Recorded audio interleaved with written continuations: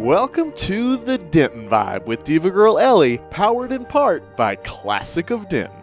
The views and opinions expressed by the show hosts and their guests are those of the show host and guests, and not necessarily those of the sponsors, DentonRadio.com, or the Denton Convention and Visitors Bureau. For more information, visit the Policies and Procedures page at DentonRadio.com. Good evening, everybody. Thank you for joining us here on the Denton Vibe with Diva Girl Ellie here at Denton Radio. And I am so proud to have Sebastian Hasani Páramo here with us. Tonight, we're going to get to hear all about what he does here in Denton, all over DFW, to be honest. And we're going to get to know him a little bit better, and we're going to hear some of his poetic talent tonight. So thank you so much, Sebastian, for being here with us. Thank you for having me. I appreciate you being here. I know I was just mentioning I had been trying to get you on for a while, and we were crossing paths, and we finally got you here, so thanks. Yeah. So we always open up with getting to know you as a person, as a Dentonite, who you are, what's your story, and how you got to Denton. A lot of people are either born here or they come here, so what's your story?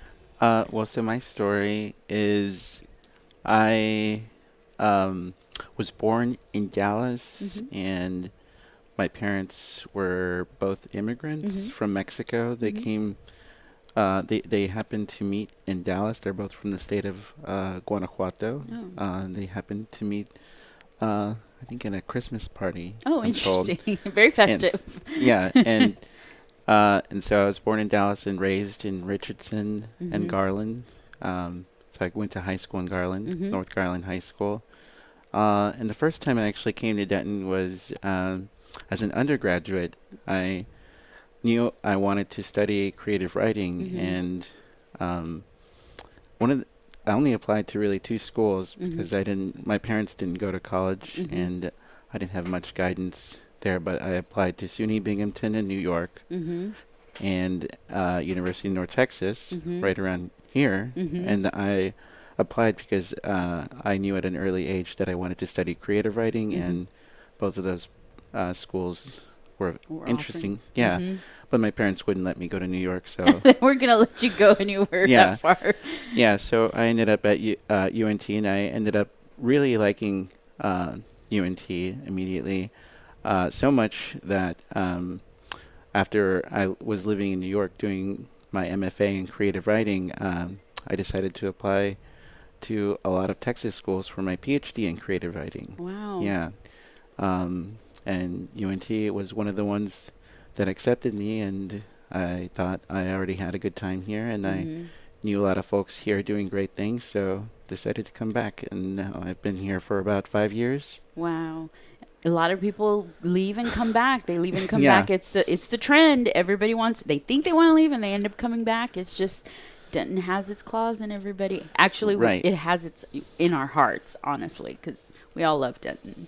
Yeah, I love Denton. It's really, I don't know, it's a very special place to me. Yeah, it's very eclectic. It's very unique. There's so much culture. There's so much diversity, and that is exactly what we pride ourselves on, especially with, obviously, we're a musical, artistic town, and we thrive on that. I mean, the Square is obviously, testimony to that. We always have something going on.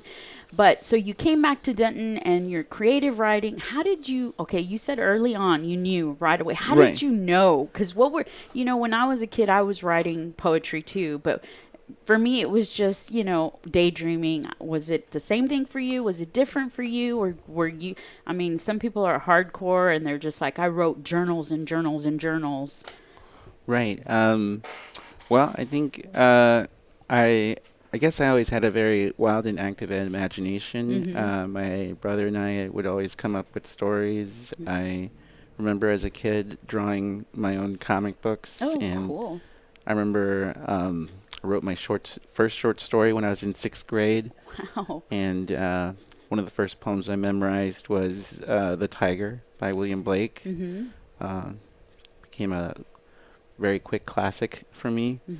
And then in high school, I knew that I wanted to start a band with some friends, and I wrote a lot of high school angsty teenage lyrics for a band that never really got to perform. Oh, really?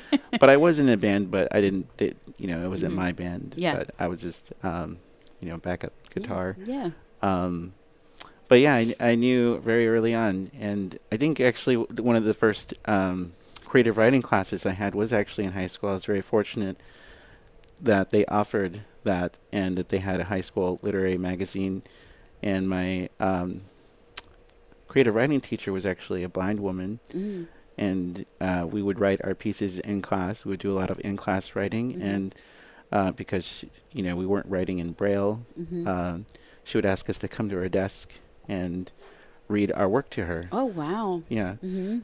So that was my first exposure to creative writing, and I knew, I guess, right then and there that I wanted to keep studying it and pursuing it. I think that is so interesting that you state that the way that she presented her class, because of her blindness, I almost feel like that lent itself to the performance as far as, spoken word and all of that, I think that's amazing as far as, you had to get up there, and that was basically your first performance, kind of, yeah, you're performing your work and your pieces, and that's pretty interesting. So you're doing your creative writing to your teacher, and obviously you pursued it into the university, and now you're doing all kinds of stuff. I mean, you have like endless things that you do. Right. Yeah. I think where that came from was, even at an early age, I read about all my favorite writers and artists, having these amazing communities. I read about the beat movement, and, the Algonquin circle, and, the Romantic poets seemed like such an amazing community. And when I went to graduate school in New York, I got to see a whole contemporary scene or version of that.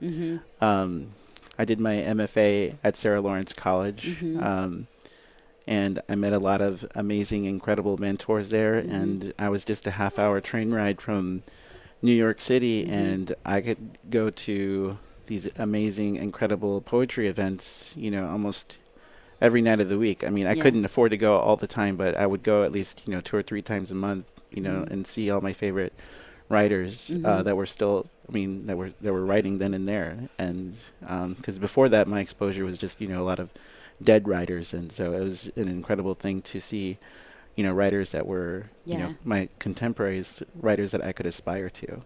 I always think about how the scene in New York versus a poetic scene in New York versus a poetic scene here. How does that, differ?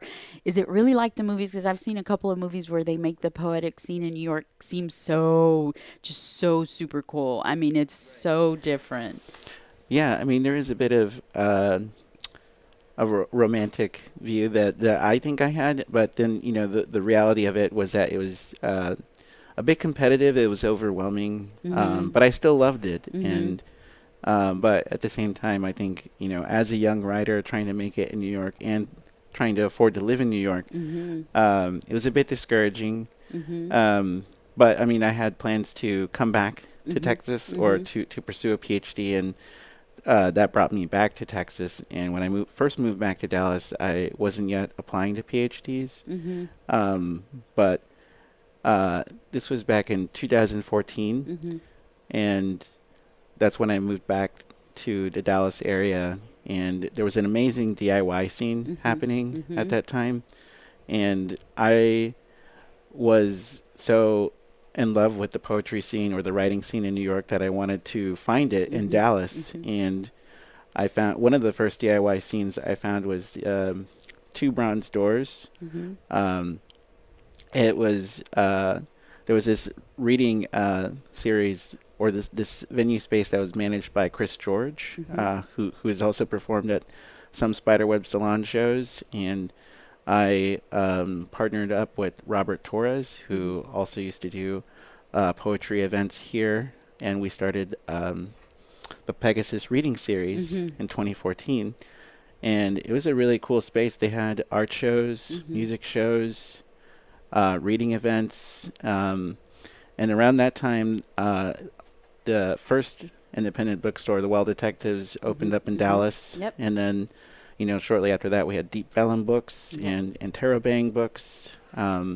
So I guess I came back right around this time when a lot of other people were coming back and doing really great things for Literary Dallas. And I mean, that was a sort of starting point for, like, my Yeah. trajectory. Yeah, definitely, and it is very active. And you talk about the other but the bookstore. Basically, Wild Detectives is a huge, and there's a lot of crossover. We get a lot of crossover poets that work with Denton and Dallas interchangeably. So, and that was one of the things I noticed about you, that you were constantly going back and forth.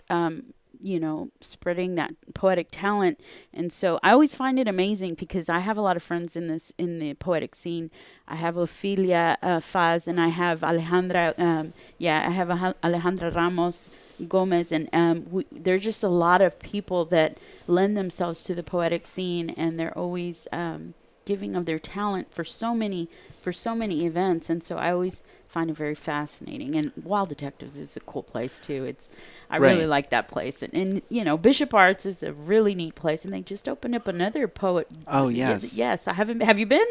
I just actually went to see it last week. I haven't seen it yet. It's a really nice little spot. I'm really excited. It's called the Poets. What is it called? I'm sorry, I don't remember. The Poets Bookstore, or I think that's what it's called. But when I went in there, I was pleasantly surprised to find that they also sold literary fiction nice. and other things. That's Yeah. that's on my to-do list. I've been wanting to go out there because we love being in Bishop Arts, and I have not seen that place yet, just yet, but it's on my list, so I'm excited.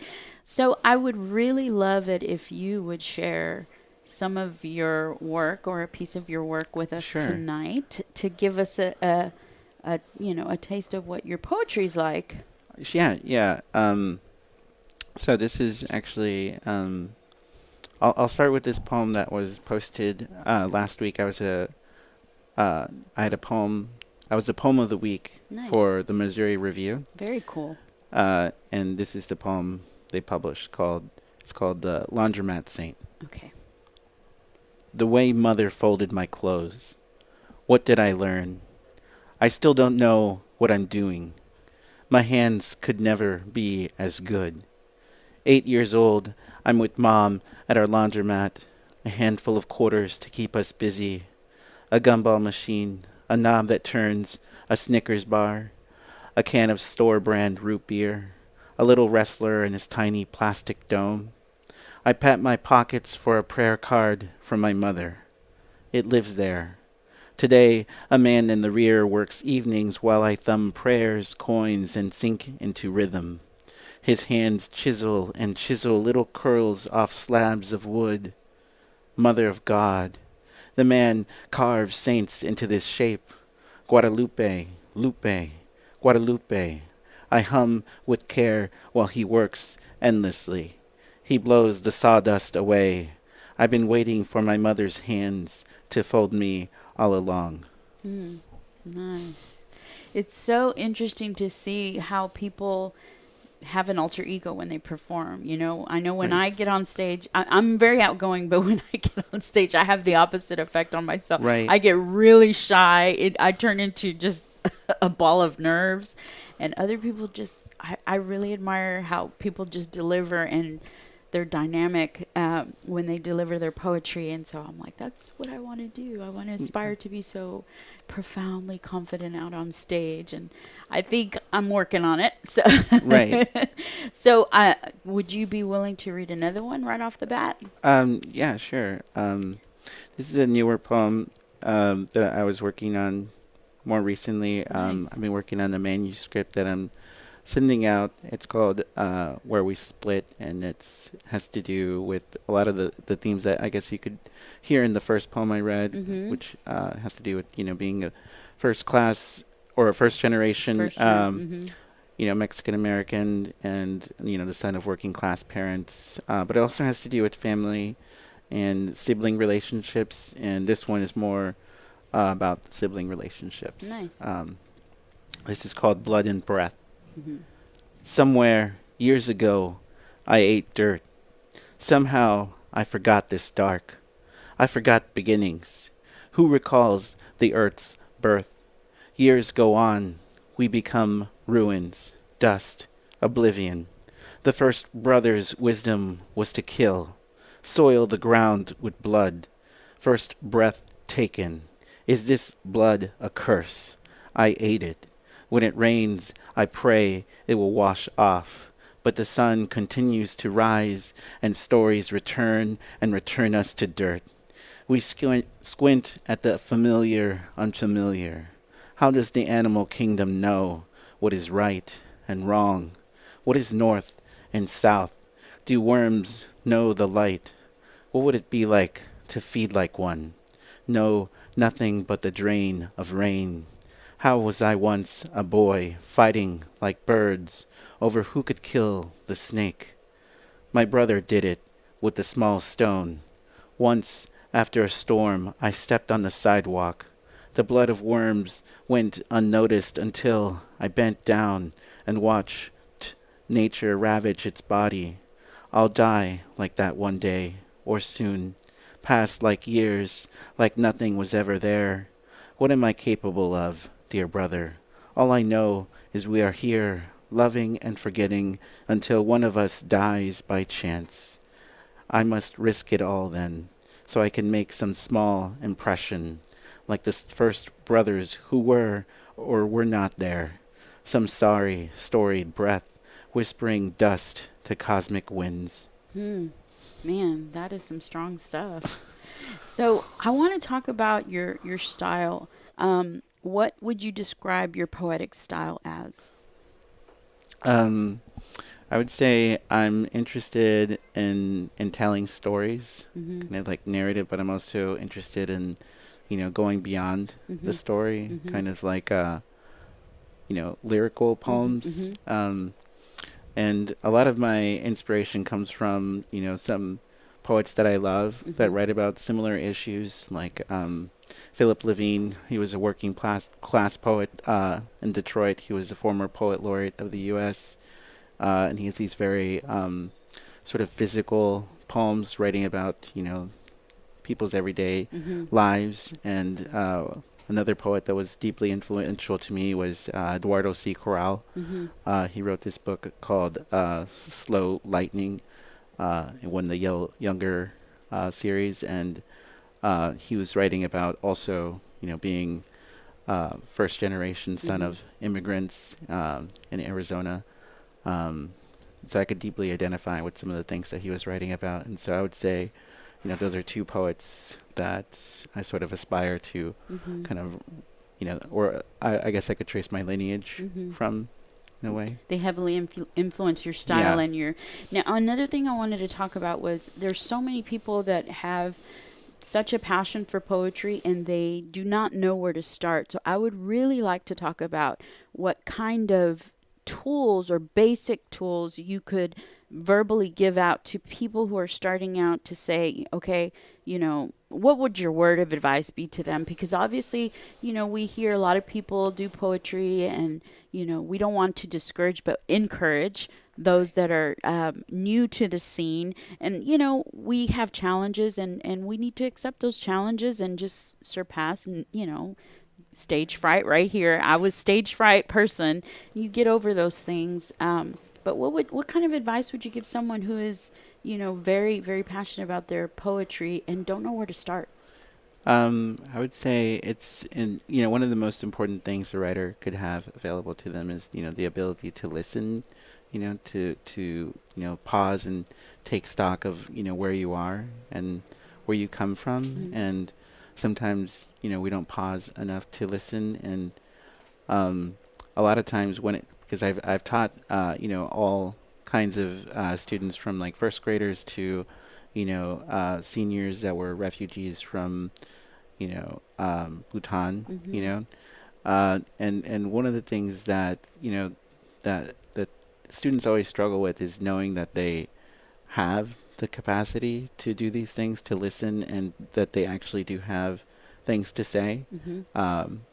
In my creative writing and even my college essay writing classes, some students, struggle with, you know, believing that they have something worth saying. But I think, paying attention to what you do know and what language you have available to you, I Mm-hmm. think is very important. Like the language that I use in my poems comes from understanding, um, my parents' working Mm-hmm. class, immigrant background, and Mm-hmm. so I think that has offered me a unique language to communicate my own experiences. And I always try to ask my students, what experiences have shaped you? What language Mm-hmm.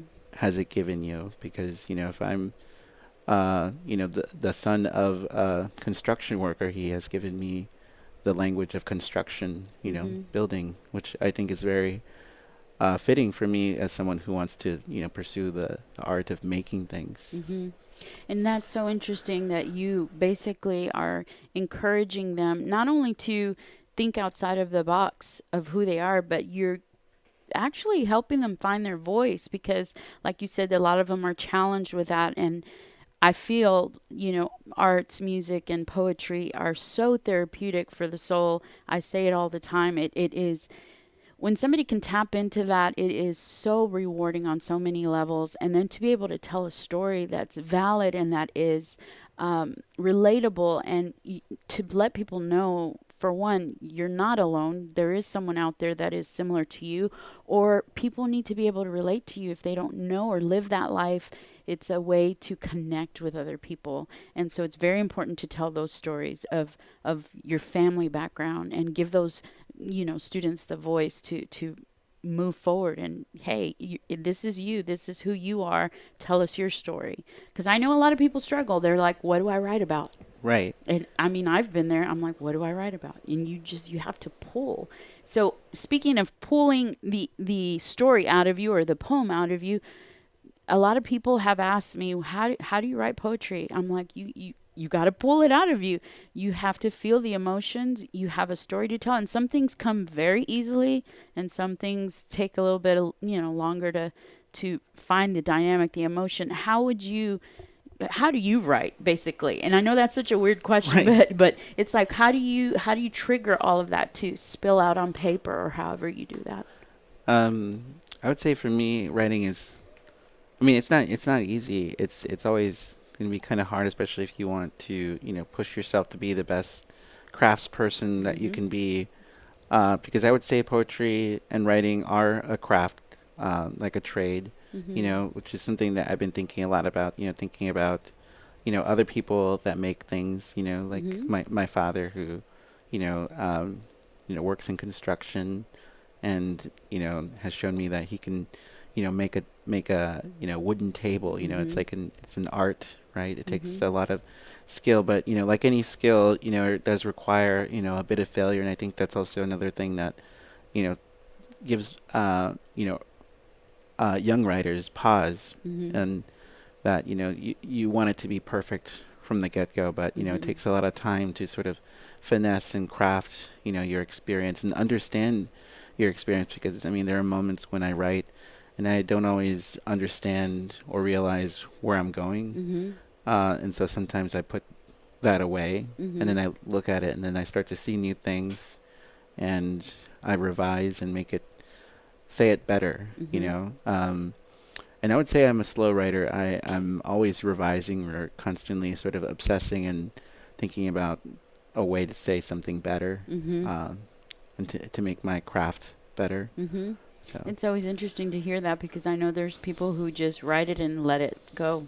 They just let it go. And then there's others like yourself who ponder and always, try to evolve it even more so for the perfection of the piece. So, would you be able to read another one of your pieces? yeah, yeah, Thank you. sure.